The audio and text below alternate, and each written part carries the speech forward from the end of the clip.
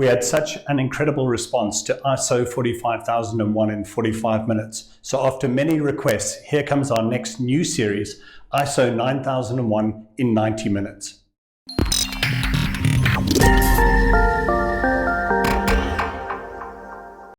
Welcome to ISO 9001 in 90 minutes. In this segment, we're going to be looking at Clause 4, the context of the organization.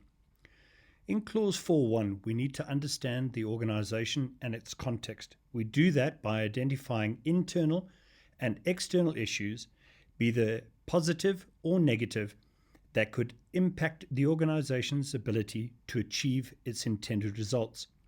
Let's have a look at some examples of internal and external issues that could affect your organization.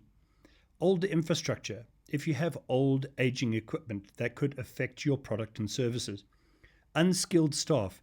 Staff that are not competent to perform tasks could produce non-conforming products or services. Or from a positive perspective, you could have a culture of innovation, new product development. You could have good leadership and good financial management. All of those would benefit your organization and possibly enhance your quality management system's ability to achieve the intended results. Also, external issues.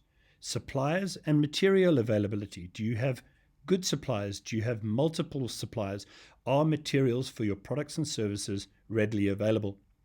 Recession. You could be in the middle of a recession, which could impact your financial viability as an organization.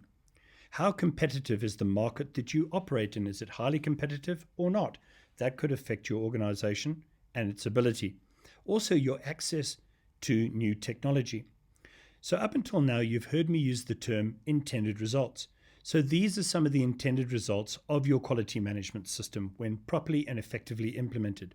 Is the ability to consistently meet customer and regulatory requirements for your products and services. Also, the ability to enhance customer satisfaction.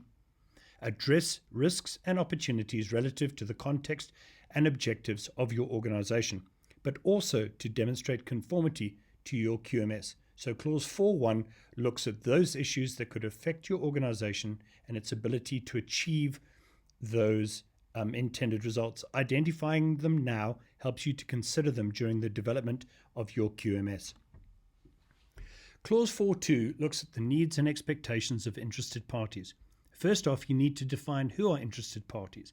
Now, if you have a look at the diagram on the right-hand side, there we identify interested parties as being both internal and external. So examples of interested parties could be employees, contractors, suppliers, visitors, shareholders, the regulator, and customers, to name but a few. Then once we've identified the interested parties, we need to define what are their needs and expectations. Examples of that could be relative to your products, your services, the quality of those products and services, the cost of your products and services, the time it takes to manufacture and deliver, warranties, guarantees, the profitability of your company, compliance, again, to name but a few. The whole idea behind identifying interested parties and their needs and expectations is to determine which of those requirements are then going to be relative to your QMS so that you can consider those issues as you develop your quality management system. Moving on to Clause 4.3, here's where you define the scope of your quality management system. Here, after considering the issues identified in Clause 4.1, the context of the organization, and Clause 4.2, the needs and expectations of interested parties, you then define the scope of your quality management system, taking into consideration the products and services that are created by your organization. Then also consider the ISO 9001 standard and all the requirements where they are applicable, and consider exclusions and justifications where they are not. Your scope statement and the applicability of your quality management system must be available as documented information.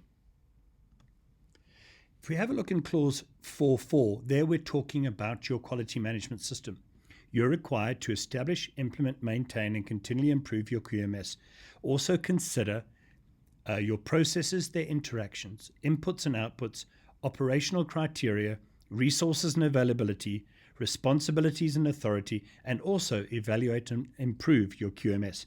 Here on the right-hand side, we have an example of our organization's value stream processes, so consulting, training, auditing, software, and products, our value stream operations, how it interrelates with our integrated management system, our support processes, the inputs and outputs. This could be a way of demonstrating your clause 4.4 requirements. Then having a look at your quality management system. These are some of the tools that you could utilize to demonstrate conformity to clause 4. I would develop a process for clause 4 entitled organizational context. You could do this in your quality manual. There you would define the context of the organization. Some of the tools that we would use, we use a discovery register where we identify all of our activities, products, services, customers, suppliers, materials, etc. We also create various different organograms to demonstrate the roles, responsibilities, and authorities within the organization. Within our clause 4 process, we would define clause 4.1 requirements. We would define how we identify internal and external issues, and we then have a tool called the QMS Organizational Context Register, which identifies all of those internal and external issues. We also use the same register to record who our interested parties are and what their needs and expectations are. We then document the scope within this process or our quality manual, and we also include the interrelationship of processes diagram in clause 4.4. So there you have it, an overview of clause 4 of ISO 9001 in 90 minutes.